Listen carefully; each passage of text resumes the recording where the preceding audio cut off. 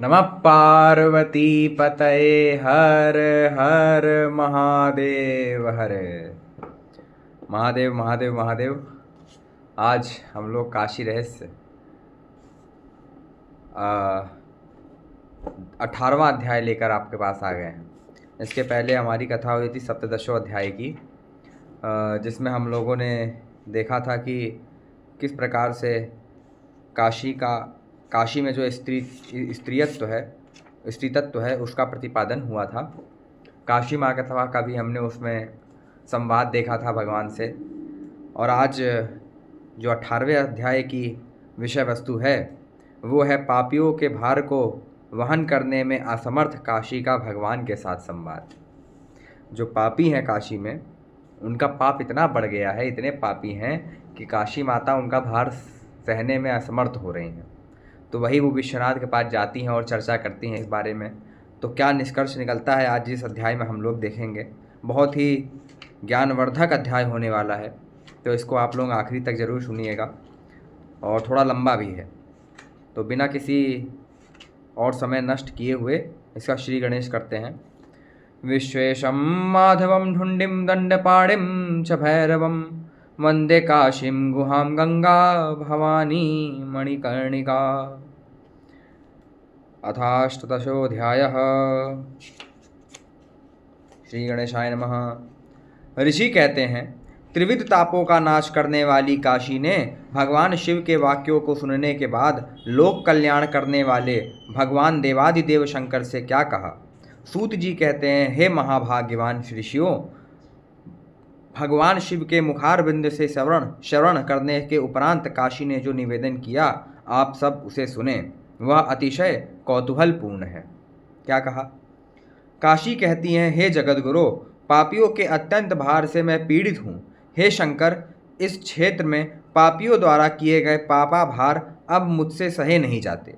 श्री भगवान शंकर कहते हैं, हे सदा आनंद देने वाली काशी, पापियों के लिए काशी में वास होना दुर्लभ है। वास ही नहीं मिलता, दुर्लभ है वास काशी में पापियों का। यदि किसी तरह हो भी गया तो उनका वहाँ मरण होना दुर्लभ है, और यदि मरण हो भी गया तो उन पापियों को कालराज के द्वारा दी जाने वाली यातनाएं उनको प्राप्त होती है। काल भैरवी यातना जिसको हम लोग बोलते हैं काशी में पाप करने पर, वो प्राप्त होती है। कली काल में भगवान दंडपाणि के प्रभाव से पापात्माओं का काशीवास स्थिर नहीं हो पाता। शुभात्मा दंडपाणि मेरी आज्ञा से पापकर्ताओं को यहाँ से निष्कासित कर देते हैं। मूढ़जन दुर्लभ काशीवास को प्राप्त कर सज्जन पुरुषों द्वारा निंदित दुष्ट व्यापार में लगे रहते हैं। उन दुष्ट व्यापारों में लगे वे लोग ना तो तुमको और ना ही मुझको ही जानते हैं। धन लोभ रूपी ग्राह के द्वारा ग्रसित चित्त होकर पतन को प्राप्त होते हैं। कृष्ण चंद्रयान आदि कठोर व्रतों, बड़े बड़े दानों, उग्र तपस्या और समस्त यज्ञों तथा भक्ति के अनेक प्रकारों श्रवणादि द्वारा मुझ परमेश्वर की आत्मीयता से आराधना करने पर मेरी काशी में वास प्राप्त होता है। समस्त धर्मों से जो कृतार्थ हो चुके हैं, वे जो काशी को प्राप्त कर सत्वत्व की अनुभूति प्राप्त करते हैं, जो सर्वतोभावेन नित्य पुण्य को सार मान अर्जित करते रहते हैं, वे निश्चय ही मुक्त हैं। पुनः दूसरी ओर जो काशी में पाप करते हैं, वे पाप के भागी होते हैं। श्रद्धावान लोगों की चित्तवृत्तियाँ निश्चय ही शांत होती हैं और उत्तम मनोनुकूल सुख की प्राप्त होता है। इसलिए कुसंग का सर्वथा परित्याग कर आनंदवन काशी में दृढ़ता से वास करना चाहिए। हे काशी, दुष्टों का संग पाप से भी अधिक भयावह होता है। पाप तो भोग कर नष्ट हो जाते हैं, किंतु दुष्टों का संग तो नित्य पाप की वृद्धि ही करता है। बरुबल बास नरक करताता और दुष्ट संग जनी विदेहि विधाता।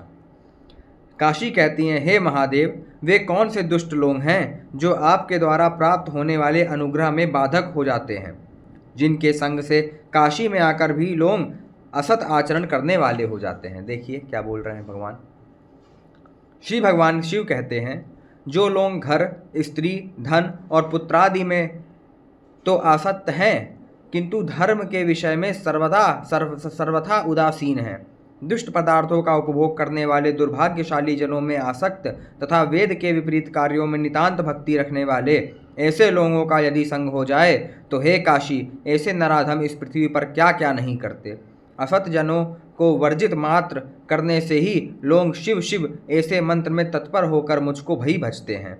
असक्त जनों के संग से निश्चय ही विविध प्रकार के दुख समुचित रूप से प्राप्त होते हैं। सदा ही सदाचार एवं सद्विचार दुराचार आदि के कारण ये सभी विनाश को प्राप्त होते हैं। अतः पुण्यात्मा सत्पुरुष संपूर्ण विविध प्रकार के विकारों को उत्पन्न करने वाले स्थानों का परित्याग करके भगवान शिव की निवास भूता इस काशी में यथेष्ट एकांतवास करते हैं।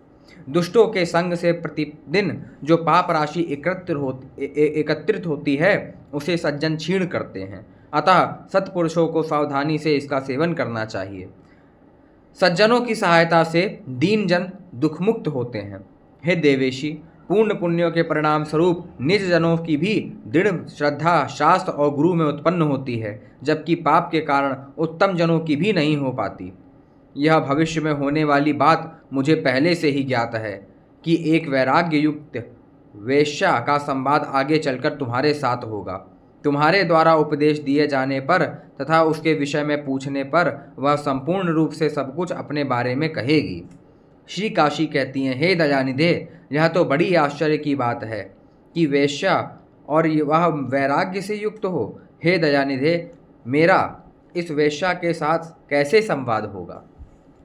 हे शिव, उसके साथ कब, कहाँ और क्या संवाद हुआ और उससे उसको क्या प्राप्त हुआ? वह क्या आहार लेती थी? उसका आचरण कैसा था और उसको अचानक वैराग्य कैसे हो गया? श्री भगवान कहते हैं, विदर्भ नगर में रहने वाली कोई वेश्या सतपुरुष के दर्शन से विवेक प्राप्त कर वैराग्य होने से वाराणसीपुरी को आई। काशी कहती हैं, हे परम पुरुष परमेश्वर, केवल एक बार श्रवण करने से उसकी महती श्रद्धा कैसे उत्पन्न हुई? श्री भगवान कहते हैं, विदर्भ देश में वीरसेन इस नाम का एक विख्यात राजा था, जो भगवान वासुदेव का एकनिष्ठ भक्त था और उसके मंत्री लोग भी वैसे ही थे। राजा के पुरोहित, अमात्य और सेवक सभी नारायण के परम भक्त थे। सभी नागरिक भी वैसे ही भक्त थे। इसलिए कहा गया है, यथा राजा तथा प्रजा, अर्थात जैसा राजा वैसा ही प्रजा होती है। इस प्रकार राजा वीरसेन के राज्य में छोटे से छोटे व्यक्ति भी धार्मिक थे। सभी पुराण कथा श्रवण में रुचि रखने वाले और अपने अपने कार्यों में प्रीति रखने वाले थे। सारी प्रजा सदाचारी तथा विष्णु और शिव के व्रत करने वाली थी। एक बार राजा वीरसेन के मन में विचार आया कि सप्तपुरियों में भगवान विष्णु का अधिष्ठान कहाँ कहाँ है, जहाँ की पापियों द्वारा भी भगवान केशव का साक्षात्कार शीघ्र ही किया जाता हो। परम बुद्धिमान ऋषियों से प्रार्थना किए जाने पर उन्होंने ठीक ठीक यथार्थ उत्तर दिया। हे परम बुद्धिमान विष्णु के परम भक्त वीरसेन, अयोध्यादि षटपुरियों में भगवान विष्णु अपने अंश रूप से विराजते हैं, जबकि काशी में अपने संपूर्ण स्वरूप के साथ रहते हैं। काशी स्वयं ही विष्णु का स्वरूप है, जहाँ वह प्रत्यक्ष प्रकाशित होते हैं। देख लीजिए, काशी विष्णु रुद्रावास तो है ही, वो विष्णुवास भी है। भक्तों पर अनुग्रह करने हेतु तत्पर भगवान अन्य पुरियों में भी रहते हैं, किंतु वह लीला करने हेतु ही रहते हैं। वस्तुतः उनका मुख्य वास तो काशी में ही होता है।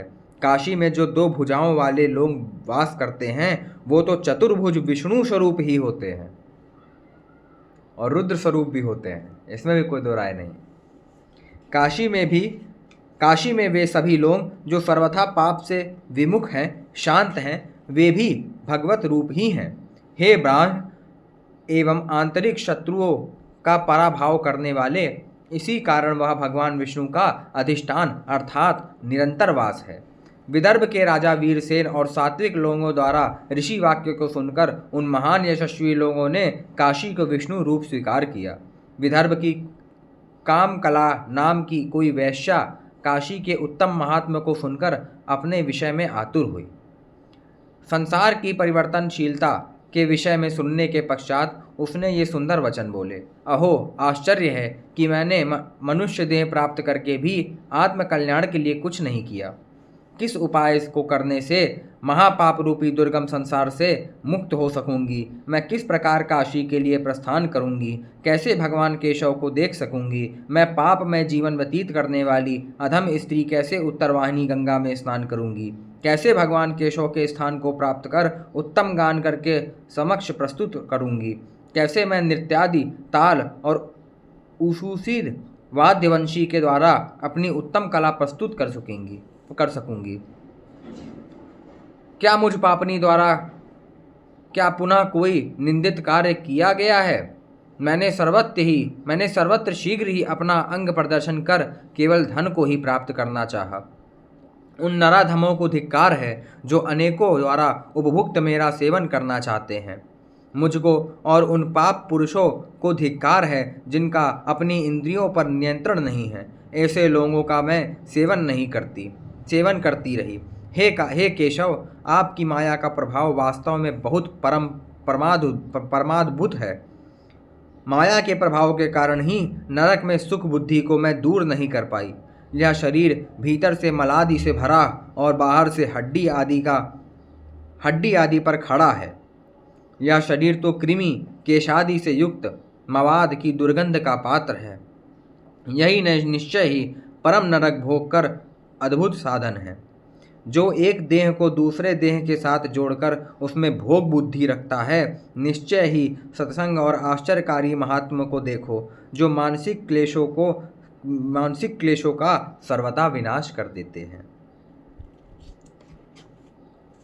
वहां जाकर मैं किसी भी तरह पाप नहीं करूंगी, अपितु प्रायश्चित हेतु विषय सुखों का सर्वथा परित्याग कर अपने शरीर को सुखा दूंगी। विषयों के संसर्ग अर्थात सेवन से अवश्य ही पाप होते हैं। मैंने मन को उस सर्वव्यापी विष्णु में लगा देने से उन पापों से मुक्ति मिलती है। फिर कहाँ पाप और कहाँ दुख रह जाएंगे। मैं लोगों से बिना पूछे ही भगवान केशव की प्रिय नगरी काशी जाऊंगी। ऐसा कहकर उस वैश्या ने जाने के लिए उद्यम प्रारंभ कर दिया।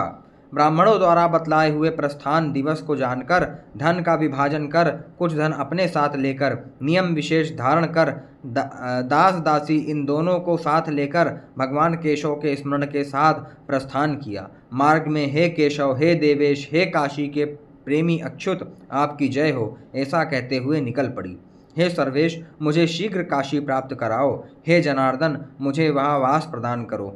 इन श्लोकों का इस प्रकार जप करते हुए वह वैश्या अपने सुंदर विदर्भ नगर से चल पड़ी।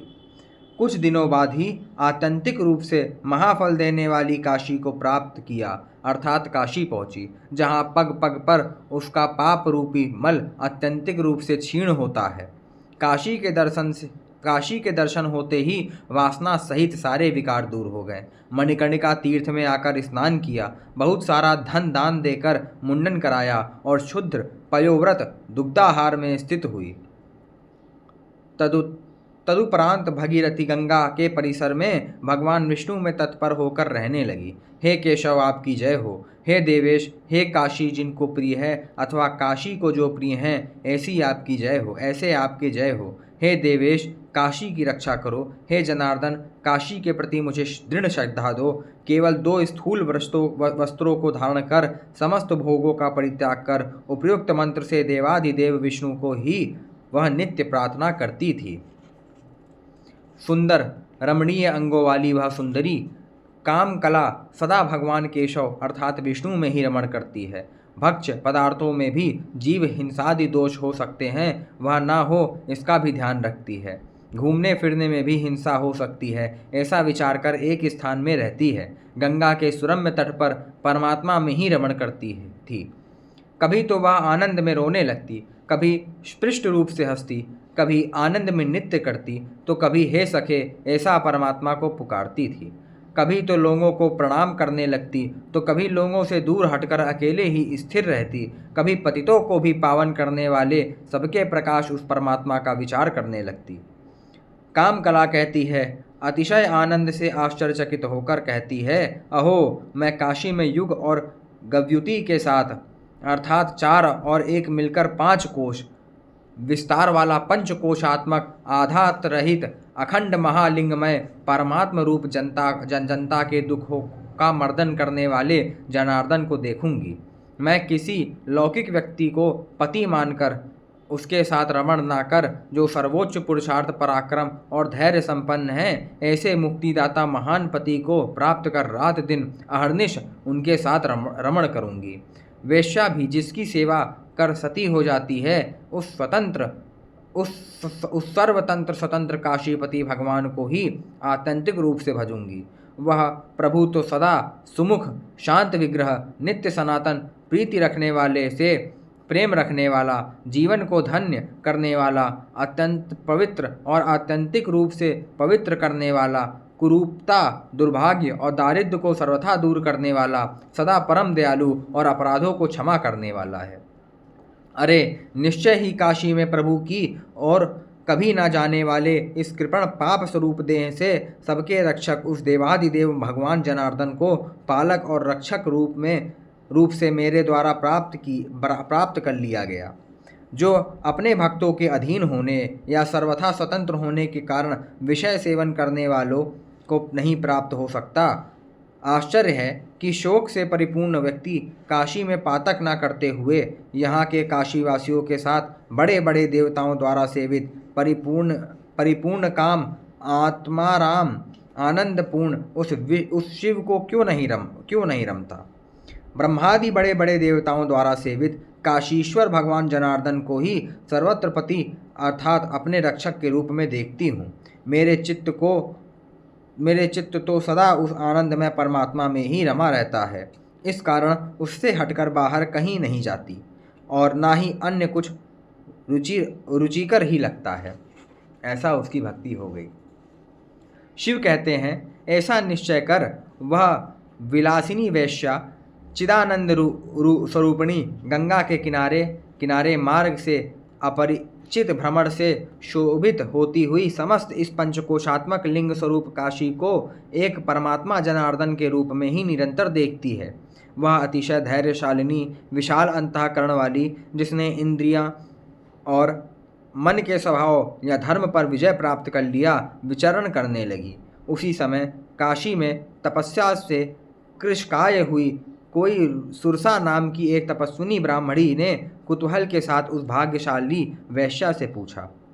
सुरसा कहती है, हे सुंदर जंघों वाली, तुम कौन हो? तुम्हारा नाम क्या है? तुम्हारा देश कौन सा है या नहीं है? तुम्हारी जाति क्या है? तुम वैराग्य रस के साथ काशी में क्यों स्थित हो? कामकला कहती है, मैं कामकला नाम की वेश्या हूँ, विदर्भ नगर की रहने वाली हूँ, विषाद को प्राप्त खिन्न तथा दयनीय होकर काशी में रह रही हूँ। सुरसा कहती है, हे निष्पाप सुंदरी, तुम्हारे विषाद का क्या कारण हो सकता है? मुझे तो बड़ा आश्चर्य हो रहा है। युवावस्था, सुंदर रूप और चरित्र, यह सब तरुणियों में होना अत्यंत दुर्लभ है। कामकला कहती है, प्राचीन काल में विदर्भ नगर में अतिशय धर्मनिष्ठ विष्णु भक्त ऐसे वीरसेन नाम के महाराज थे, विष्णु को छोड़ जिनकी और कहीं भी आसक्ति नहीं थी। एक बार तत्वेता ऋषियों के साथ यह विचार विमर्श हुआ कि भगवान परमात्मा नित्य सनातन सर्वव्यापी विष्णु कहाँ मिलेंगे। तब ऋषियों ने निरूपण करते हुए कहा कि परमात्मा सनातन भगवान विष्णु के स्वरूप धारण कर काशी में विद्यमान है। यहाँ वे जितेंद्रिय द्वारा साक्षात्कार हेतु अतीव सुलभ हैं, जिनके स्मरण मात्र से ही महापाप और उपपापों का नाश हो जाता है। ऐसा सुनकर अपनी आत्मा को धिक्कारते हुए अच्छी तरह विचार कर बिना किसी व्यग्रता के साथ यहाँ आकर उस दयावान प्रभु के साथ रमण करने लगी। ब्राह्मणी के वचन सुनकर पश्चात अपने मन में विचार कर पावनों को भी पवित्र करने वाले अपने भगवान केशव को देखने यहाँ चली आई। सुरसा कहती है, हे अतिश्रेष्ठ वेश्या, जिसका सारा जगत ही पति होता है, जो पापिनी और महानिंदित कर्म करने वाली ऐसी तुम हो, तब वह लक्ष्मीपति तुम्हारा पति कैसे नहीं हो सकता। कामकला कहती है, मैं वैश्या हूँ, इसलिए अवश्य ही सदा पाप रूप हूँ, किंतु वह लक्ष्मीकांत श्रीहरि भी तो सदा पाप समूह के प्रवाह को हरने वाले हैं। अब पाप को सर्वथा त्याग कर वह दीन दुखियों को कल्याण करने वाला, उनका हितैषी ही मेरे लिए सेवनीय है। और मैं यह भी जानती हूँ कि जो उसकी भक्ति करते हैं उनका वह अवश्य ही कल्याण करता है। सुरसा ब्राह्मणी कहती है, जीव तो सर्वत्र है, तथापि उनके हिंसाजन्य पंचशूनात्मक पाप का पंच महायज्ञ से नाश संभव होने से आहार यात्रा संभव है, किंतु तुम तो पंच महायज्ञों की अधिकारिणी ही नहीं हो और जीव तो सर्वत्र होते हैं। ऐसी स्थिति में तुम्हारी पाप रहित आहार यात्रा कैसे संभव होगी। काम कला कहती है, हे सुंदर नेत्रों वाली अर्थात सुदृष्टि वाली, मैं तो कभी कभी ही जल पीती हूँ। जिनको पंच महायज्ञ करने का अधिकार है वे ही अन्न भक्षण करते हैं। मेरे चलने के वेग से भी मेरे से जिस प्रकार किन्हीं भी काशीवासी जीवों को पीड़ा ना हो, इस प्रकार मैं यहाँ रहती हूँ। सुरसा कहती है, हे सुंदरी, हे सौभाग्यशालिनी, इस महानंद वन में काशी क्षेत्र में कौन सी अतिशय कौतुकास्पद वस्तु देखती हो, उसे सम्यक रूप से कहो। काम कला कहती है, हे सुरसे, हे हितकर भाषणी, भगवान केशव के इस पंचकोशात्मक लिंग स्वरूप को उपासक भेद के वर्तमान स्वरूप के कारण मैं इसे किंचित न्यून अर्थात परिच्छिन्न देखती हूँ। सुरसा कहती है, हे उत्तम व्रतों को करने वाली सुरते, परमात्मा केशव के इस पंचकोशात्मक स्वरूप के विषय में न्यूनता का क्या प्रसंग है। तुम्हारी इस विषय में क्या सोचना है। मेरे विचार से तो एक मेवा द्वितीय ब्रह्म, इन वचनों के अनुसार द्वितीय रूप के अर्थात द्वैत रूप परिच्छिन्न के अभाव में न्यूनता का क्या प्रयोजन हो सकता है। मेरे तो समझ में यह बात नहीं आती, तुम्हारी इस विषय में क्या दृष्टि है। काम कला कहती है, हे सुरसे, हे सखी, तुमने सत्य कहा, परंतु जब तक यह मेरा देह है यानी प्रतीत होता है, तब तक पूर्णता नहीं प्रतीत होती। जब यह प्रतीत नहीं होगा तभी पूर्णता होगी।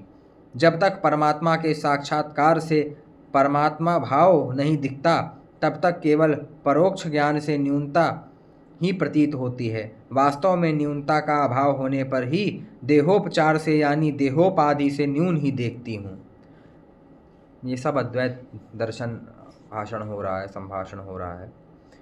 मेरा प्रिय पदार्थ देह, जीव, पुत्रादि जो रूप है, आत्मा तो उससे विभिन्न है। ऐसा जो सोचता है वह भेद बुद्धि वाला है। उसके प्रिय होने पर भी फिर अन्यत्र कहाँ रहती होगी। उससे बढ़कर क्या सुख होगा और कौन सा महायश होगा। अपने प्रिय का वियोग कोई भी विवेकजन कैसे सह सकता है। पति के वियोग से मेरे अनेक जन्म बीत चुके हैं। मेरे भी अन्य लोगों की तरह पति वियोग से कई जन्म बीत चुके, किंतु मेरे जैसी अपराधिनी को इस जन्म में मेरी सखी भगवती काशी के द्वारा कृपा दृष्टि से देखा गया है। मेरे जैसी तुच्छ व्यासन की तरह पर पुरुष की कामना करने वाली को इतने जन्मों बाद अपने वास्तविक घर में भी पहुंचाया गया है। मैं बहुत भाग्यशाली हूँ कि मेरी वह प्रिय सखी काशी मेरा आत्यंतिक प्रिय करेगी, ऐसा कहने का भाव है। हे शुभु, प्रियजनों के स्नेह से वंचित मेरी जैसी दुखी व्यभिचाररत स्त्री को जिन नीच जनों के द्वारा इंद्रिय जनित विभ्रमों से वंचित किया गया है, उनको मैं भी आज केशव की कृपा से सत्कृत अर्थात परमात्मा केशव के द्वारा अपने से अभिन्न रूप से स्वीकार किया है, वंचित करूँगी। अब मैं ना तो नरक जाने से, ना दुखों से और ना ही गर्भवास के कष्टों से ही डरती हूँ। क्या बात है, देखिए कितना वैराग्य संपूर्ण एक वैश्या हो गई है। आज मुझे भगवान केशव द्वारा अभिन्न रूप से स्वीकार किया गया है, अतः उनकी कृपा से मैं परिजनों के स्नेह से वंचित मेरी जैसी दुखी व्यभिचारता स्त्री को जिन नीच जनों के द्वारा इंद्रिय जनित विभ्रमों से वंचित किया गया है, उनसे बदला लूँगी। अब मैं न नरकवास से डरूंगी और ना ही गर्भवास के कष्टों से डरती हूँ। मैं देह यहाँ गृह जनित दुखों से नहीं डरती, अपितु धर्मादि समस्त चारों पुरुषार्थों के साधना भूत इस मनुष्य देह को प्राप्त कर अपने प्रियतम परमात्मा के वियोग होने से डरती हूँ। हे सुरसे, अहो आश्चर्य है, मेरा वास्तविक प्रियतम के सुंदर महात्मा को तो देखो। मेरे हजारों अपराधों को क्षमा कर मुझे अपने घर काशी में ले आया। कितने आश्चर्य की बात है। पुण्य न होने के कारण जो लोग पाप और शोक से परिपूर्ण हैं, वे मेरे स्वामी भगवान माधव को देखकर भी आत्महित हेतु उनका विचार भी नहीं करते। देखो ना कितने आश्चर्य की बात है कि संसार के दुखों से त्रस्त पाप कर्म के कारण पतित भी अगर शरण में आ जाता है तो काशी के प्रिय भगवान केशव को उसको त्यागने में समर्थ नहीं होते, अर्थात उस शरणागत का भी उद्धार कर देते हैं। ऐसे परमानंद स्वरूप प्रियतम को छोड़कर जो अप्रिय अहितकर जिनका दर्शन उनको यदि भजते हैं तो वे निश्चय ही दुष्ट अंतःकरण वाले हैं। उनके भाग्य में उस प्रियतम परमात्मा की कथा कहाँ होगी। सूत जी कहते हैं, पूर्वोक्त प्रकार से सुरसा से संवाद के पश्चात वह रोई और बारंबार हे केशव हे नाथ ऐसा पुकारते हुए चैतन्य के अभाव में पश्चात मूर्छित होकर गिर पड़ी। कुछ क्षण बाद चेतना आने पर वह अपने नेत्रों को पोंछकर हे सबके रक्षक समर्थ भुजाओं वाले महाभुज, हे अच्युत आपके वियोग में आहत अंगों वाली का मेरा आलिंगन करो, मुझे हृदय से लगाओ।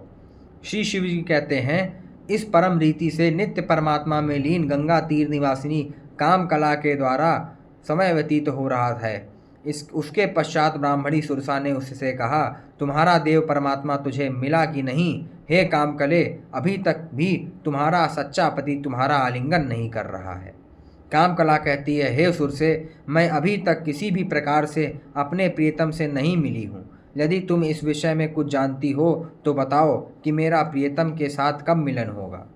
सुरसा कहती है, अहंकार से निवृत्ति होने पर भगवान केशव दूर नहीं। अहंकारी और परमात्मा के बीच उनके पर्वत सदृश विघ्न राशियाँ होती हैं। वस्तुतः अहंकार ही जीव की उपाधि है। अतः अहंकार का ब्रह्म में लय होने पर अर्थात अहंकार निवृत्ति होने पर जीव का भी ब्रह्म में लय होने अर्थात उसमें अभेद हो जाने पर उसका सखा वह परमात्मा उससे दूर नहीं होता। हे काम करे, तुम्हारे जैसी सदा मधुर बोलने वाली को मैं अच्छी तरह जानती हूँ, लेकिन तुम जब मेरे वास्तविक रूप को जान जाओगी तब अपने प्रियतम को प्राप्त करोगी। कामकला कहती है, हे कल्याणी, आप कौन हो? आप जैसी करुणामयी को मैं कैसे जान सकूंगी? आपने प्रिय प्रभु को प्राप्त करने की कामना से तुम्हारी आज्ञा से सब कुछ करूंगी। कौन है ये सुरसा जो ब्राह्मणी थी? कौन थी? देखिए, काशी माता थी सुरसा बन के आई थी, सुरसा ब्राह्मणी काशी माता। काशी कहती है, मैं करुणामयी इस क्षेत्र की देवता काशी हूँ। निर्वाण में तुम्हारे चित्त को देखते हुए पूछने के लिए चली आई। अधिष्ठात्री देवाता हम क्षेत्रस्य करुणामयी। हे भगवान केशव के प्रति निष्ठा रखने वाली केशव प्रिय, कल मध्याह्न काल में मणिकर्णिका तीर्थ में विष्ठा के भंडार स्वरूप इस देह का सम्यक परित्याग कर वर देने वाले भगवान केशव को प्राप्त करोगी। मध्याह्न काल में काम कला को वाराणसी, देखिए मध्याह्न काल में ही मणिकर्णिका तीर्थ पे स्नान करते समय काम कला को केशव की प्राप्ति हुई थी। सोच लिए मध्याह्न में मणिकर्णिका का महत्व। ऐसा कहकर काशिका ने उसको अपने अधिदैव स्वरूप के दर्शन कराए। काशी के अधिदैव स्वरूप का वर्णन करते हुए कहते हैं कि उसका सावला श्याम वर्ण है, 16 वर्ष की युवती है। देखिए काशी माता का जो ध्यान है वो क्या है। काशी के अधिदैव स्वरूप का वर्णन करते हुए कहते हैं कि उसका सावला श्याम वर्ण है, 16 वर्ष की युवती है और अत्यंत करुणामयी मूर्ति है। 2 हाथों से क्रमशः वर एवं अभय दान करती हैं।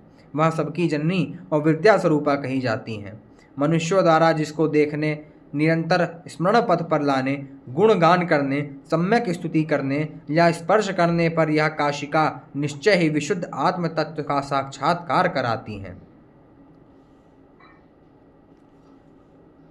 शिव कहते हैं, इस प्रकार आपने अधिदैव स्वरूप को दिखलाने के बाद काशी अंतर्धान हो गई। उसने भी उस भगवती के दर्शन कर भूमि में लेटकर साष्टांग दंडवत किया। उसने काशी देवी से कहा कि हे काशिके, हे महेश्वरी, हमें मेरे प्राण प्रिय परमात्मा केशव के दर्शन कराओ। अब उसके बाद मैं उनसे पृथक अस्तित्व के साथ नहीं रह सकूंगी।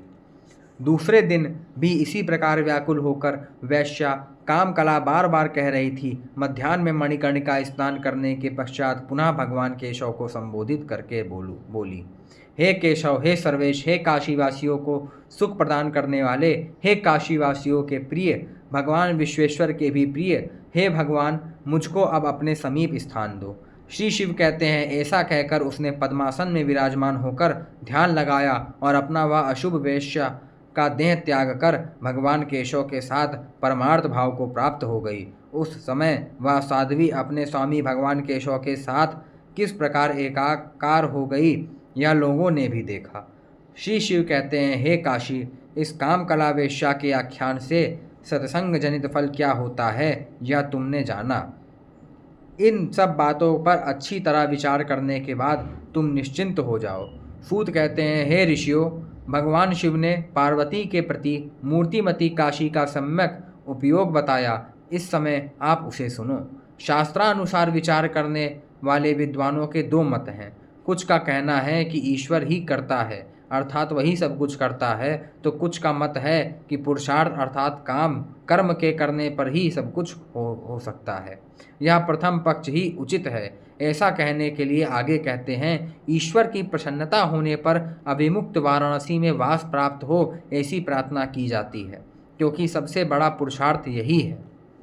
सूत जी कहते हैं, पूर्व में शास्त्राविचारों को द्वारा जो मत व्यक्त किए गए थे, उनमें ईश्वर की प्रसन्नता से जहाँ तत्काल कार्य होता है, वहीं पुरुषार्थ से विलंब हो सकता है। इसी को दर्शाते हुए कहते हैं, जिस किसी प्रकार से काशीवास के विषय में पुरुष द्वारा किए गए समस्त कर्मों में से जो प्रयत्न किया जाता है, वह कभी भी व्यर्थ नहीं जाता, किंतु वह जन्मांतर में काशी की प्राप्ति में सहायक होता है।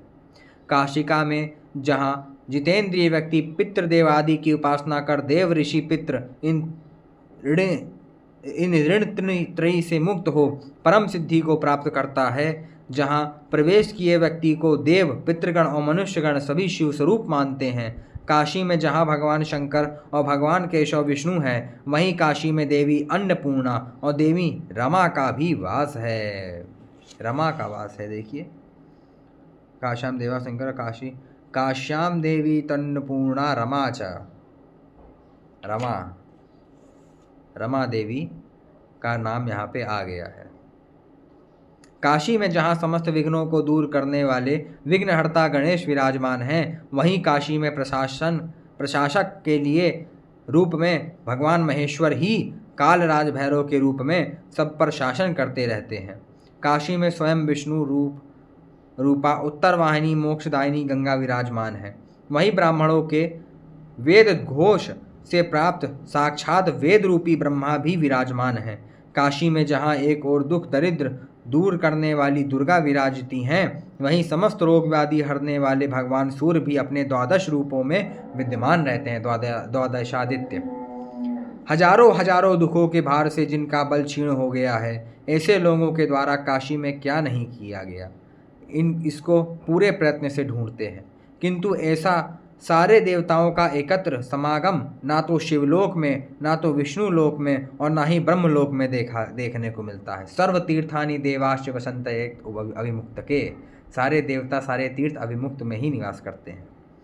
काशी में जिस प्रकार इन सारे देवताओं का समागम देखने को मिलता है, वैसा ना तो कहीं हुआ और ना होगा। ऐसे महान समाज में निश्चय ही जुड़ान चाहिए, क्योंकि यहाँ पुरुषार्थ वृद्धि से ही सतकथा प्रवृत्त होती है। जिन्होंने अपनी इंद्रियों पर सम्यक नियंत्रण प्राप्त कर लिया, जो शरीर को जीवित रखने मात्र जीतना आवश्यक है, उतना ही कर्म करने वाले हैं, ऐसे लोगों को काशी में कोई दोष नहीं लगता, क्योंकि विपरीत कर्म में उनकी कभी प्रवृत्ति न होने के कारण उनके लिए काशी नित्य सुख देने वाली है। ना तो घर, ना स्वस्थ शरीर, ना पुत्र, ना स्त्री और ना ही सब प्रकार से शुद्ध धन कदाचित ही किसी व्यक्ति को सुख दे सकते हैं। इसलिए काशी जैसे उत्तम भगवत स्वरूप तीर्थ को जानकर ही व्यक्ति यथार्थ सुखी हो सकेगा। इति श्री ब्रह्मवैवर्ते तृतीय खंडे काशी रहस्य काशी महिम्न काम कलोपाख्यान नाम अष्टादशोऽध्यायः। हर हर महादेव शंभु काशी विश्वनाथ गंगे, हर हर महादेव शंभु काशी विश्वनाथ गंगे। नमः पार्वती पतये हर हर महादेव हर महादेव महादेव। आज हम लोगों का 18वां अध्याय भी पूर्ण हो गया और 18वें अध्याय में हम लोगों ने देखा कि सत्संग का कितना जीवन में महत्व है। तुलसीदास जी ने भी कहा है कि तात स्वर्ग अपवर्ग सुख धरई तुला एक अंग और तूल न ताहि सकल मिली जो सुख लव सत्संग। स्वर्ग के सारे समस्त सुखों को तुला के एक भाग एक छोर पर रख दीजिए और एक दूसरे छोर पर मात्र सत्संग को रख दीजिए तो भी वो तूल नहीं मिल सकता। सत्संग का पड़ला ही भारी हो जाता है। ऐसा सत्संग का महिमा है जिससे एक वैश्या काम कला को भी काशी में निर्वाण पद की प्राप्ति हो गई। माता मणिकर्णिका मध्याह्न में मणिकर्णिका माता की इतना शक्ति है, काशी माता की इतनी दयालुता हमने देखी। इसी के साथ आज हम लोग विदा लेते हैं। अब अगले वीडियो में आपको मिलेगा 19वां अध्याय, तो बने रहिए। अब जल्दी से जल्द इसको काशी रहस्य समाप्त करने के हम लोग करीब आते जा रहे हैं। अगर कोई प्रश्न हो तो आप कमेंट में पूछ सकते हैं, वरना तब तक के लिए हर हर महादेव। सा काशी त्रिपुरारी राज नगरी देयात सदा मंगलम।